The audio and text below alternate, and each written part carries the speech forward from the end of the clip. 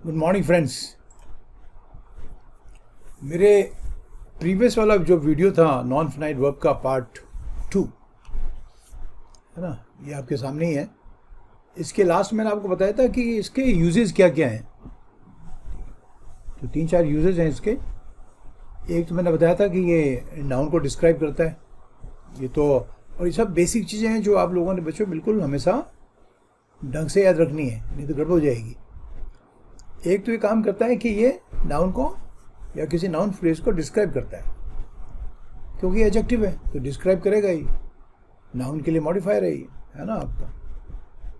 जैसे आपको मैंने कहा था ना, जैसे इसको ऐसे बनाए भी करो बच्चों आपका, सिंटिलेटिंग परफॉर्मेंस, तो शानदार परफॉर्मेंस आपका स्टेज के ऊपर या किसी मैच में, और शब्दों को कोलोकेट करो। ये कोलोकेशन हो गया डिटर्मिनर, एडजेक्टिव और नाउन। तो ये इसमें डिस्क्राइब कर रहा है, सिंटिलेटिंग परफॉर्मेंस को डिस्क्राइब कर रहा है। बड़ी शानदार परफॉर्मेंस, ठीक है ना आपका। He gave a scintillating performance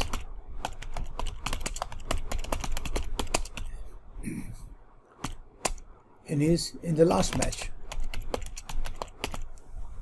ये मैच की हो सकती है, किसी स्टेज के ऊपर परफॉर्मेंस की हो सकती है, किसी एक्टर एक्ट्रेसेस की किसी मूवी में हो सकती है। तो एक तो मैंने बताया था आपको, बताया था ना, आप भूल तो नहीं गए। देखो मैं इसके आपको बता रहा था यूजेस।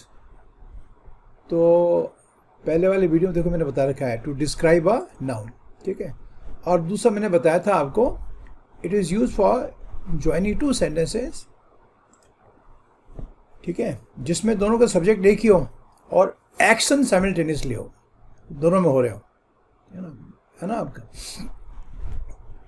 जैसे sensing danger, he ran away from there. Sense का मतलब आपका उसका आभास होना। ये एक्चुअली दो सेंटेंस हैं, ही सेंस्ड डेंजर और दूसरा ही रैन अवे फ्रॉम देयर। तो ये जो दोनों का एक तो सब्जेक्ट एक है ना, और जो दोनों एक्शन है ये साइमल्टेनियस हैं। जैसे आपने खतरा भांपा और आप भाग गए, ये तो नहीं कि आज भांपा रहे 1 महीने बाद भाग रहे हो। तो ये जो मैंने आपको बताया उसका ये था कि ये दो सेंटेंस को जोड़ता है, ठीक है।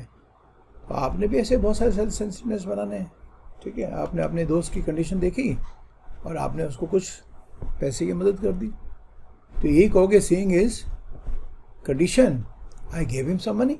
कोई भी आदमी हो सकता है, तो आराम से इसका यूज़ किया जा सकता है इस तरह से, ठीक है ना आपका। एक लड़का बच्चा था तो उसके पापा ज़्यादातर उसके लिए डिसीजन लेते थे, इसमें फिर कई बार गड़बड़ हो जाती है। मैंने आपको कहा था कि जो जेरेंड है, बीइंग, बी फॉर्म का जेरेंड आपका, सॉरी पार्टिसिपल, उसका सब्जेक्ट आपका आई है, ये होना बहुत जरूरी है। अब इसको देखिए आपका, being a kid his father took decisions for him. अब ये गलत हो गया। ये सबसे महत्वपूर्ण चीज़ें हैं कि वो बच्चा था तो पापा थोड़े बच्चे थे। तो ऐसे मैंने आपको कहा था, अगर ऐसा सेंटेंस हो कि जिसमें एक्चुअली ये दो सेंटेंस है और दोनों का सब्जेक्ट अलग है, अगर इसको मैं तोड़ूँ, पुराने इंग्लिश में ऐसे क्वेश्चन आया करते थे जब आपका पेपर पेन एंड पेपर का हुआ करता था, आपको राइट करना पड़ता था कि सारी चीज़ें लिखने की। ऑब्जेक्ट टाइप पेपर नहीं था, लेकिन संख्या भी बढ़ गई है ना, तो ऑब्जेक्ट पेपर तो लेना पॉसिबल है नहीं। इसको मैं, ये दो ऐसे सेंटेंस हैं, ही वॉज अ किड और दूसरा his father took decisions for him, ये दो हैं। अच्छा, एक्शन की साइमल्टेनियस तो ठीक है, बच्चा है इसलिए डिसीजन लिए, ठीक है, लेकिन दोनों का सब्जेक्ट अलग है। तो ऐसे मैंने आपको कहा था, ऐसे सेंटेंस को ठीक करने के लिए आप उसमें एब्सोल्यूट फ्रेज का इस्तेमाल करें। बच्चों, अगर ये मुखजवानी चीज़ें आपको याद नहीं होगी ना, तो एग्जाम में काम में आएंगे नहीं, ध्यान आप तो अलग सब्जेक्ट दे दो, ही बीइंग अ किड, अभी बिल्कुल ठीक है, now this sentence is correct. ये 20 बार आपको बता रहा हूँ कि जब भी आप किसी सेंटेंस को प्रेजेंट पार्टिसिपल से शुरुआत देखते हो तो उसमें दो चीज़ें आपने चेक करनी है। क्या प्रेजेंट पार्टिसिपल में जो एक्शन है उसका डूअर आगे वाले जो मेन क्लॉज है, सेंटेंस है, क्योंकि ये तो फ्रेज है पार्टिसिपल, तो उसके सब्जेक्ट के साथ में इसका रिलेशनशिप है या नहीं है, ठीक है। और दोनों एक्शन साइमल्टेनियस है नहीं, तो ये मैंने आपको बताना था। आई होप आपको ये समझ में आ गया, ठीक है। तो उसके पापा थोड़ी किड थे। ये आपका इसमें ज़बरदस्त इसमें हैंगिंग पार्टिसिपल का एरर हो गया आपका। ये बाद में कराऊंगा अभी आपको, मिसप्लेस हैंगिंग, स्क्विंटिंग, ठीक है ना, आपका मॉडिफायर्स। वो कुछ नहीं है, टेक्निकल टर्म्स में ज़्यादा फंसना नहीं है। अगर इसमें ये गलती इसमें है क्योंकि इस फादर का संबंध, सॉरी, ये किड पापा नहीं है, ये दोनों का रिलेशनशिप बनता नहीं है, इसलिए सेंटेंस गलत है। तो अगर, और इसका मैंने कारण बता दिया। एक्चुअली दो ऐसे सेंटेंस को जोड़ा गया है इसमें, जिसमें दोनों में सब्जेक्ट अलग था। इसमें ये है, इसमें एक इस फादर है। अगर ऐसा है तो जो आपका सेंटेंस है, पार्टिसिपल फ्रेज है, उसको अलग सब्जेक्ट दे दो, उसको कहते हैं यूज ऑफ एब्सोल्यूट फ्रेज। तो ये इसका सॉल्यूशन हो गया। अब मैं आपको ये बता रहा था कि जैसे प्रेजेंट पार्टिसिपल में ऐसा होता है ना, पास्ट पार्टिसिपल में भी ऐसे होता है। आज मैं आपको थोड़ा सा पास्ट पार्टिसिपल के बारे में बता रहा हूँ। पास्ट पार्टिसिपल में आपको कहा था ये वर्ब की थर्ड फॉर्म होती है, और वर्ब की थर्ड फॉर्म वर्ब तब होती है जो उसके पहले हेल्पिंग वर्ब लगा हुआ हो, ठीक है ना। आपको अगर हेल्पिंग वर्ब नहीं है तो वो पूरा एडजेक्टिव है, ध्यान रखना है। और इसके एडजेक्टिव वाला इसको कोई काम नहीं है। पार्टिसिपल के तरफ भी 3 काम थे, वर्ब है, नाउन है और एडजेक्टिव, इसका एक ही काम है। ये आपका, बल्कि 2 कह सकते हो, वर्ब भी है और आपका एडजेक्टिव भी है। अगर इसके पहले हेल्पिंग वर्ब आ रहा है तो वर्ब है, ठीक है ना। इफ आई से कि ही हैज़ अडॉप्टेड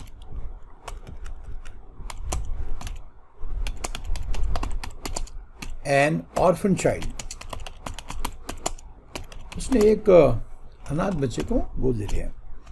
अब इसमें देखिए, एडॉप्टेड भी वर्ब की थर्ड फॉर्म है, हैज़ के साथ आ रहा है। ये एडॉप्ट रेगुलर वर्ब है तो 3 फॉर्म उसकी, सेकंड थर्ड फॉर्म एक ही, एडॉप्ट, एडॉप्टेड और एडॉप्टेड। और ये वर्ब की थर्ड फॉर्म है, ये सेकंड फॉर्म तो हो नहीं सकती, थर्ड फॉर्म है। और ये वर्ब नहीं है, ऑर्फन। ऑर्फन वर्ब तब होगा जब ऑर्फन के पहले हेल्पिंग वर्ब लगी हुई। समझ लो, आपको कहूँ आपको कि ही वॉज ऑर्फन्ड, अब ये वर्ब है। 2 ईयर्स को 2 ईयर्स 2 साल पहले वो अनाथ हुआ था। अनाथ तब होता आदमी जब उसके मम्मी पापा दोनों की डेथ हो जाए। अब इसमें ऑर्फन आपका वर्ब है। ये वर्ब इसलिए है क्योंकि इसके पहले हेल्पिंग वर्ब आ रही है। लेकिन ये जो ऑर्फन्ड है ये वर्ब नहीं है, ये एडजेक्टिव है। वर्ब की थर्ड फॉर्म है, लेकिन ये चाइल्ड को मॉडिफाई कर रहा है, चाइल्ड के बारे में जानकारी दे रहे हैं कि कैसा बच्चा है वो, एक अनाथ बच्चा वो जिसके माँ बाप मर गया हो। और ये एडॉप्टेड क्या है, ये एडॉप्टेड आपका वर्ब है क्योंकि उसके पहले हेल्पिंग वर्ब आ रखी है। और एडॉप्ट का मतलब अपनाना होता है, गोद लेना होता है ना। तो ये चीज़ें आपने आराम से इनको समझना है कि वर्ब की थर्ड फॉर्म के 2 ही काम होते हैं, या तो वर्ब है, वर्ब तब होगा जब उसके पहले हेल्पिंग वर्ब लगी होगी, और अदरवाइज वो एडजेक्टिव, नाउन के आगे आएगा एडजेक्टिव। और ये कोलोकेशन आप देख ही रहे हो, डिटरमिनर एडजेक्टिव का कोलोकेशन है, ठीक है ना। एडॉप्टेड एडजेक्टिव हो सकता है, ठीक है ना। और प्रेजेंट पार्टिसिपल की तरह मैंने उसमें बताया था आपको, बोलना नहीं, बेसिक चीज़ें। जो आपका वर्ब का पार्टिसिपल होता है जो एडजेक्टिव काम करता है, ये नाउन से पहले भी आ सकता है, नाउन के बाद, तो इनका भी ऐसे ही हाल है। एक वर्ब की थर्ड फॉर्म जो एडजेक्टिव काम करता है वो नाउन से पहले और नाउन के बाद में भी आ सकता है। अगर मैं आपको कहूँ, एक लड़के की तरफ मैंने इशारा करके आपको कहा कि ही इज़ माई एडॉप्टेड सन, तो मेरे गोद लिया हुआ बच्चा है, ये मेरा गोद लिया हुआ बच्चा है। इसमें एडॉप्टेड वर्ब नहीं है, इसमें मेन वर्ब तो इज है जो कि लिंकिंग वर्ब है। माई एडॉप्टेड सन उसका ही का कॉम्प्लीमेंट है। ही वही है जो माई एडॉप्टेड सन है, वो क्या है, मेरा गोद लिया हुआ बेटा है। आर्ग्यूमेंट में फाइन। तो इसमें एडॉप्टेड कहाँ आया, सन से पहले आया ना आपका। और माई क्या है, डिटरमिनर है। तो ये कोलोकेशन बन गया डिटरमिनर, एडजेक्टिव और नाउन का। अब आपको ये कह रहा था कि प्रेजेंट पार्टिसिपल के तरह पास्ट पार्टिसिपल भी नाउन के पहले और नाउन के बाद में आ सकते हैं। अगर मैं आपको ये कह रहा हूँ कि आपके द्वारा अपनाया गया तरीका ठीक नहीं था, तो आपको कहूँगा the method adopted by you. इस कोलोकेशन देखो आपका सेम है, आर्टिकल यानी डिटरमिनर, एडजेक्टिव और नाउन। लेकिन इसमें उल्टा है, ये मैंने आपको बताना चाह रहा था, ठीक है। आप इसमें नाउन पहले आ गया, लेकिन ये एडॉप्टेड क्या है, ये मेथड है जो आपने अपनाया है, ठीक है ना आपका। Article fine. तो प्रेजेंट पार्टिसिपल की तरह पास्ट पार्टिसिपल भी एडजेक्टिव के रूप में नाउन के पहले या नाउन के बाद में भी आ सकते हैं। The method adopted by you was not proper नहीं था, सही नहीं था। ये आपने सुना, बना दिया आपको। जैसे आपने कहा the names given, the names given in the list. अब आपको होता है गिवन जो है, the names given in the list also include mine, उसमें मेरा नाम भी है। आपने ये सेंटेंस बनाया। अब ये जो गिवन है ये नाम को क्वालिफाई कर रहा है, ये नाम के लिए मॉडिफायर है। मैं उन नाम की बात कर रहा हूँ जो लिस्ट में दिए गए हैं, ठीक है ना आपका, ठीक है। तो इसमें गिवन क्या है? एडजेक्टिव है, वर्ब की थर्ड फॉर्म है। कहाँ आ रहा है? नाउन के बाद में, जिसको क्वालिफाई कर रहा है आपका। लेकिन ये नाउन के पहले भी आ सकता है गिवन, हर शब्द ऐसा नहीं होता है, लेकिन जनरली आप इसके लिए तभी तो कह रहा हूँ आपको, ये कितने पढ़ोगे आप, मैं कितने पढ़ाऊँगा आपको, ये आप इसलिए आपको इंग्लिश में किताबें मैगजीन वगैरह पढ़नी चाहिए आप। चलो मैं इसको एक सेंटेंस दे देता हूँ जब गिवन का प्रयोग आपने नाउन से पहले करना है।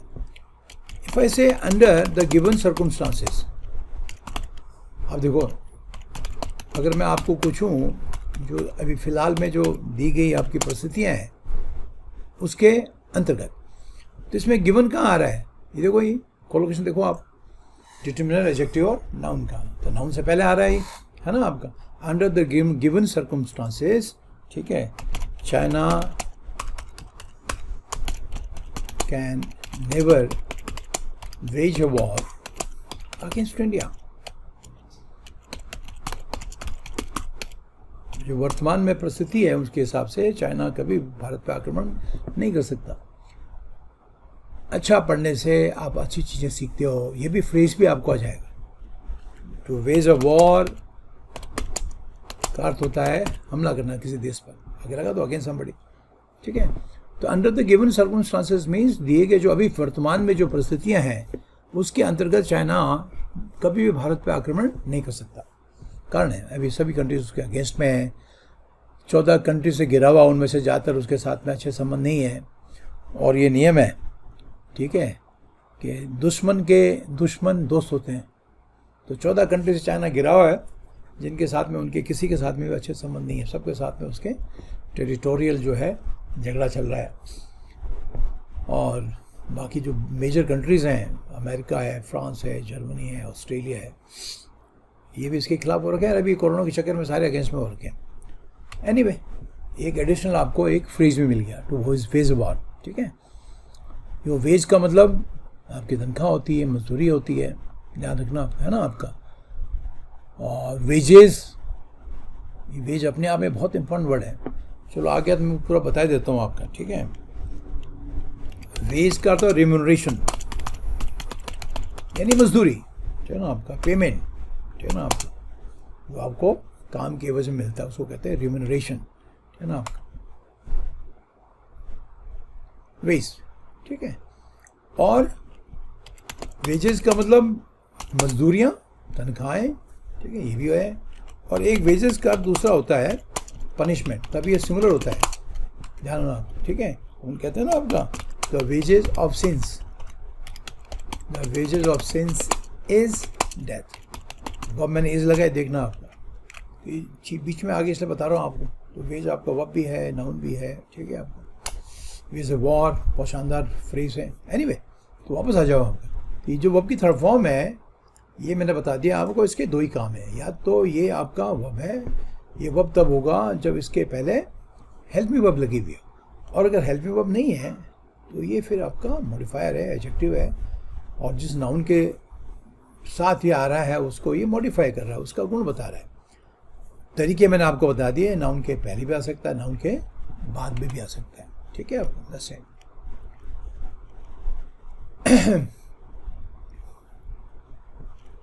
the name mentioned by him। अभी मेंशन क्या है? वर्ब है, वर्ब की तरफ फॉर्म है, रेगुलर वर्ब है। मेंशन, मेंशन, मेंशन ये है। तो ये नेम को क्वालिफाई कर रहा है, ये नेम के लिए मॉडिफायर है, एडजेक्टिव है, लेकिन कहाँ आया? नाम के बाद में। तो आपने ये ध्यान रखना आपका, that's right. The name mention by him, क्या ना आपका, वॉज अ स्ट्रेंजर, नाम उसने लिया, वो एक अजनबी आदमी था। ये तो हो गया इसका, मैंने आपको एक पहचान करा दी कि वर्ब की थर्ड फॉर्म वर्ब भी है और एडजेक्टिव भी है। एडजेक्टिव रूप में ये नाउन से पहले भी आ सकता है, नाउन के बाद में भी आ सकता है ना। अब इसके इस्तेमाल के भी मैं आपको बता देता हूँ। प्रेजेंट पार्टिसिपल की तरह जब भी अगर कोई सेंटेंस शुरू करो आप, जो पास्ट पार्टिसिपल से शुरू हो, ध्यान रखना मेरी बातों को, ठीक है। अगर कोई सेंटेंस पास्ट पार्टिसिपल से शुरू हो, ठीक है, तो उसका संबंध भी आगे वाले जो मेन क्लॉज आपका जो मेन सेंटेंस है उसके सब्जेक्ट के साथ में होना चाहिए। अगर यह है तब तो ठीक है, और नहीं है तो गलत हो जाएगा सेंटेंस आपको। जरूर नहीं है कि सेंटेंस के किसी पार्ट को ठीक करके सेंटेंस ठीक हो जाए, हो सकता है कि आपको सेंटेंस को पूरा रीराइट करना पड़े, ठीक है ना आपका। अगर मैं लिखूं आपको कि soaked in honey and milk, ठीक है, I like the cake, I like the cake, ये जैसे लिखा हुआ है उसके हिसाब से तो ये हो गया कि मुझे जो है आपका मिल्क और हनी में डूबो गया था, which makes the sentence absolutely nonsensical. ये तो नॉनसेंसिकल हो गया, तो इस सेंटेंस को आपको रीराइट करना पड़ेगा। आई लाइक द, ये तो ये लिखना पड़ेगा, I like the cake soaked in honey and milk, ठीक है ना आपका। अब ये केक के बाद में आ रहा है एडजेक्टिव, आ रहा है ना आपका, या तो इसको ऐसे लिखना पड़ेगा आपको, I liked the cake soaked in honey and milk.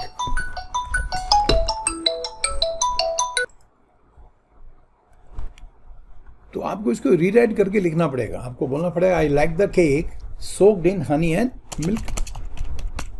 और जैसे मैंने आपको प्रेजेंट पार्टिसिपल कहा था कि प्रेजेंट पार्टिसिपल का इस्तेमाल करते हुए चाहे वो पास्ट हो या प्रेजेंट हो, तो वो रिड्यूस एडजेक्टिव क्लॉज है।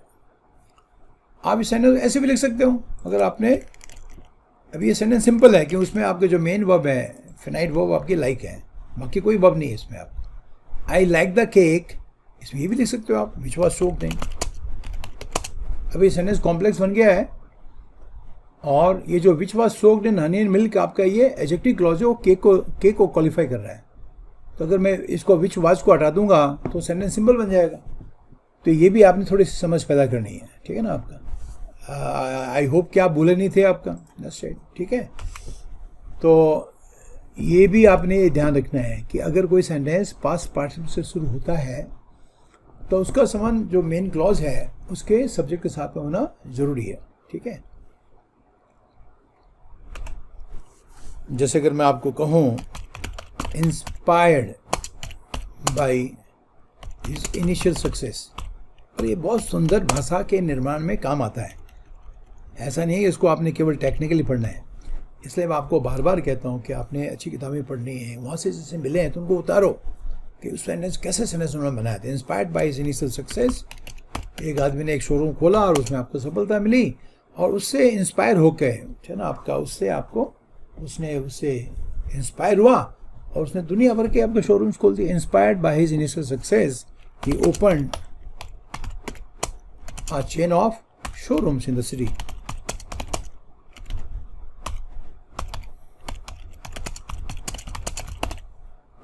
तो जो इंस्पायर हुआ है वो ये ही हुआ है, तो ये सेंटेंस बिल्कुल ठीक है। अब इस सेंटेंस को अगर ऐसे लिख दे तो ये सेंटेंस गलत हो जाएगा। देखिए अभी ये सेंटेंस करेक्ट है बच्चों, this sentence is perfectly okay. और इसको अगर मैं ऐसे लिख दूं, इंस्पायर्ड बाय, चलो इसकी जगह इट्स कर देता हूँ, ये मान लो कि ये शोरूम ही था, है ना, आपको इट्स लिख देता हूँ। Inspired by it's initial success chain of showrooms were open in the city. अभी गलत हो गया। ये गलत क्यों हुआ कि अगर इसमें चेन शोरूम थोड़ी इंस्पायर हुआ, इंस्पायर तो आदमी हुआ होगा, और उसके परिणाम स्वरूप फिर उसने दुनिया भर की चीज़ें वो खोल दी हैं। Are getting my point? तो ये चीज़ें आपने समझनी है, ठीक है आपका। तो जब भी आप कोई चीज़ सीखते हो तो उसके टू फोल्ड काम होता है। एक तो उसके आधार पर जो आप सेंटेंस बनाए वो एब्सोल्युटली ग्रामेटिकली सिंटैक्टिकली बिल्कुल करेक्ट हो, और दूसरा ऐसे सेंटेंस आपको खूब सारे बनाने आए। हर तरह के सेंटेंस जब आप बनाना सीख जाओगे, वो मेन पर्पज़ होना चाहिए, ध्यान रखना, तो भाषा आपकी अपने आप ठीक हो जाएगी, चाहे वो रिटन हो या स्पोकन हो। तो जो मेन चीज़ मैं बताना चाह रहा था टेक्निकली वो मैंने आपको बता दी। अगर कोई सेंटेंस वर्ब की थर्ड फॉर्म यानी पास्ट पार्ट से शुरू होती है तो उसका संबंध आगे के सेंटेंस का जो है मेन क्लॉज है उसके सब्जेक्ट के साथ में होना जरूरी है। This and is wrong. ठीक है, खूब सारे बनाओ। That's right. एक आदमी को पुलिस ने टॉर्चर किया, टॉर्चर्ड बाय द पुलिस। उस लड़के ने सुसाइड कमिट कर लिया। He committed suicide in the cell. Cell का मतलब जो आपका रूम होता है जिसमें कैदियों को रखा जाता है थाने में। He committed suicide in the cell. ठीक है, अब टॉर्चर्ड बाय द पुलिस, तो कौन हुआ टॉर्चर्ड? ही हुआ, और उसी ने सुसाइड कमिट किया। तो टॉर्चर्ड का जो आपका वो है ऑब्जेक्ट है, क्योंकि पैसिव फॉर्म में है, ध्यान रखना भाई, लिखा ना मैंने आपका। तो जिसको टॉर्चर किया गया और जिसने कमिट सुसाइड किया वो एक ही आदमी है। तो ठीक है आप, ठीक है आप, और ऐसे लिख दो tortured by the police suicide was committed, तो गलत हो जाएगा। तो इतने सारे उदाहरण दे रहा हूँ बच्चों आपको मैं, ठीक है, जिनको याद रखो आपको। अगर मैं ऐसे लिखूँ ना इसको, उससे गलत हो जाएगा। Tortured by the police suicide was committed.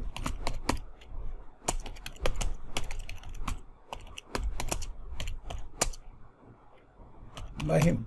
This one is not wrong. क्योंकि जो टॉर्चर हुआ और जिसने सुसाइड थोड़ी टॉर्चर हुआ, इसने गलत हो गया। दोनों का आपस में लिंक बन ही नहीं रहा है। तो एक बार समझने के बाद में बच्चों दूसरा काम फिर यही होता है कि आपने लगातार नए से नए खूब सारे सेंटेंस बनाने हैं आप। ठीक है,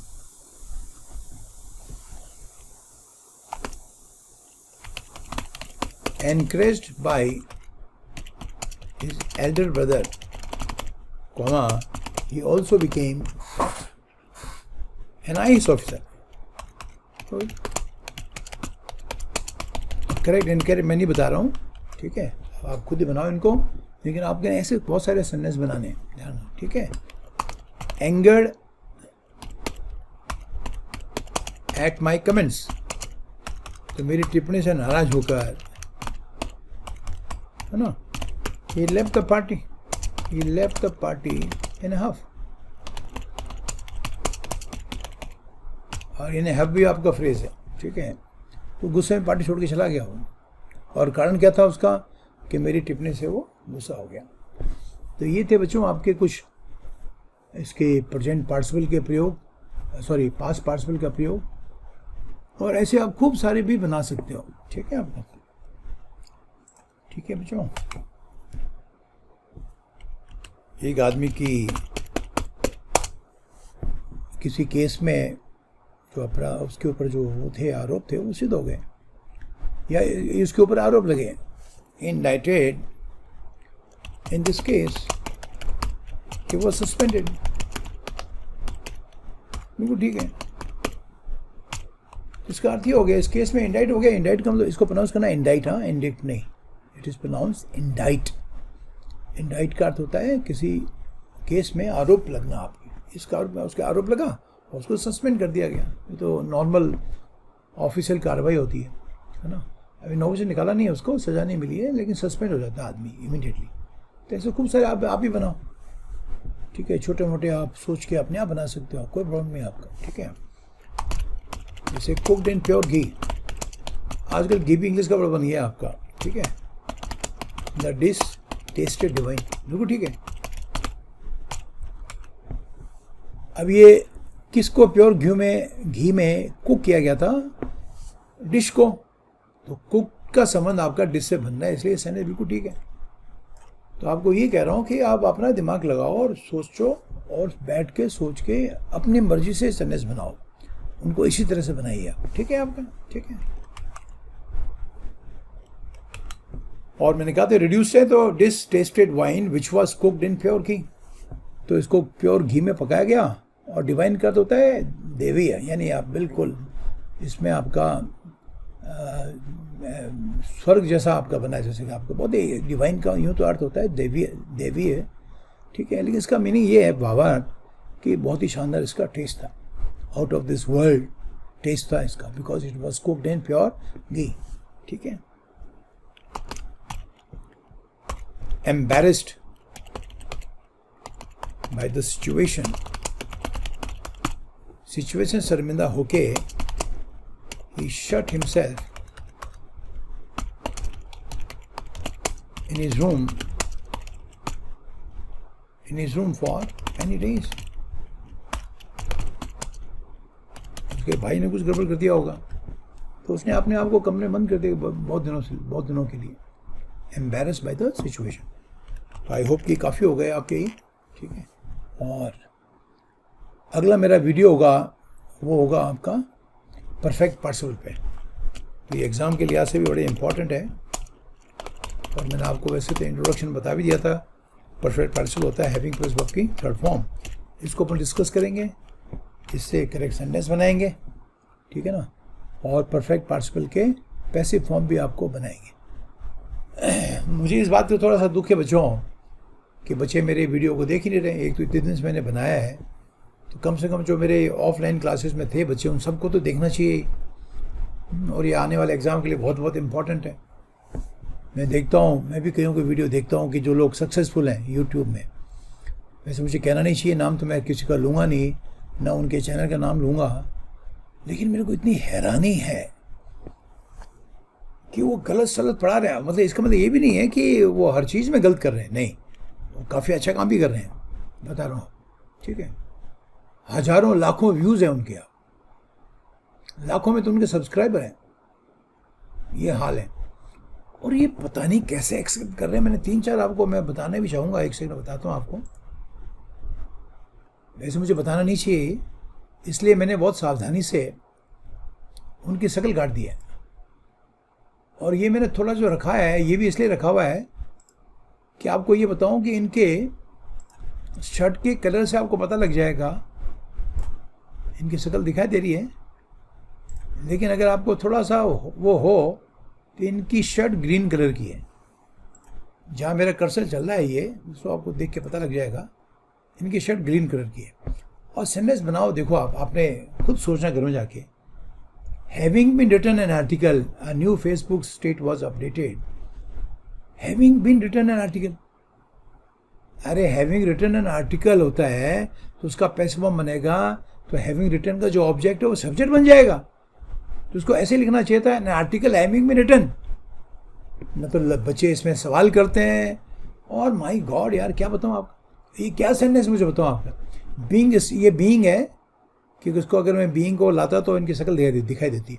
क्या लिखा हुआ है देखो आप, being stood first in the class. Can you से दिस.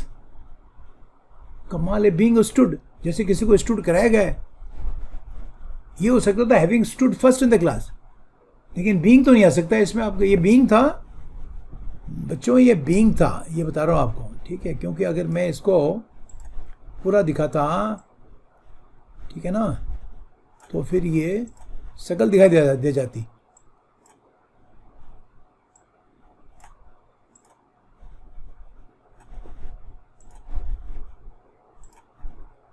ये बी है,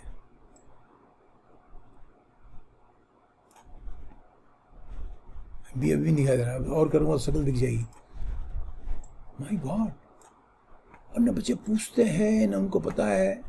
ये परफेक्ट पार्टिसिपल पढ़ाया जा रहा है और सेम दोबारा गलती की. देखो आपका ये हरी शर्ट थी अगर आपको ध्यान आ रहा है तो, और ये वाइट शर्ट है. क्या लिखा हुआ है, having been tap the letter. My God, मैं अपना सर पकड़ लिया. मैंने कहा यार ये जनता को चाहिए क्या आपका. ऐसे पढ़ाने वाले टीचरों को भी लाखों व्यूज मिल रहे हैं. हैविंग बीन टैप द, अरे भाई having been tap the letter नहीं होगा, ये होगा हैविंग द लेटर. है पैसिव फॉर्म में लिखोगे तो सब उसका जो ऑब्जेक्ट होता है वर्ब का, पार्टिसिपल का, वो पहले आएगा. कल मैं इसके बारे में बताऊंगा आपको. कल ये तो चैप्टर मेरा है. The letter having been typed, ये होना चाहिए था. पता नहीं आपको समझ में आ रहा है कि नहीं आ रहा है. इसको देखो आप, फिर वही having been type the letter, ये कैसे ठीक हो जाएगा. और फिर आपकी शर्ट आपके ग्रीन है. सेम चीज़ है, सेम चीज़ दोहराया जा रहा है अलग अलग वीडियोस में, सब जगह गलत. ये होना चाहिए था letter having been type, having been type the letter. या तो ये होता एक्टिव में हैविंग टाइप द लेटर, वो तो ठीक है, लेकिन having been type the letter कैसे हो जाएगा. तो बच्चों आपको पता नहीं यार, मेरे तो दिमाग काम नहीं करता है कि ठीक है गलती कोई भी कर सकता है. मेरे से भी गलतियाँ होती होंगी, वो भी जाती हैं, लेकिन रिपीट कर कर के सेम चीज़ को और कोई सवाल नहीं पूछा जा रहा। मैं तो पूरा वीडियो देखा है ना ये, इसलिए बता रहा हूँ तुम लोगों को। तो मैं किसी को क्रिटिसाइज नहीं करना चाह रहा हूँ, लेकिन थोड़ा दिल में फीलिंग तो होती है यार कि इतना मतलब उल्टा पुल्टा पढ़ा रहे हैं, एक ही जगह नहीं 20 जगह है, प्रोनाउंसिएशन क्या उल्टा पुल्टा है, पता नहीं क्या क्या पढ़ाया जा रहा है। लेकिन क्या है, बस लाखों व्यूज़ लोग मज़े ले रहे हैं इनके, पता नहीं यार कैसे लेते हैं। और मेरा ये हाल है कि 90 व्यूज़ भी नहीं आ रहे, पता आप, ये हाल है हमारे। और जो मेरे ऑफलाइन के बच्चे हैं वो भी अगर इसको देख लेते तो देखना ज़रूरी है ना, फिर कहेंगे कोर्स नहीं हुआ, तो कोर्स तो इसी से कराऊंगा मैं, बाकी तो भी पॉसिबल नहीं है 1 साल तक, जब तक टीके वगैरह नहीं आते तो ऑफलाइन क्लासेस चलेंगे नहीं। तो यही मौका है, इतना डिटेल में आपको पढ़ा रहा हूँ, दिक्कत क्या है, शुद्ध विशुद्ध मिल रहा है आपको टनाटन।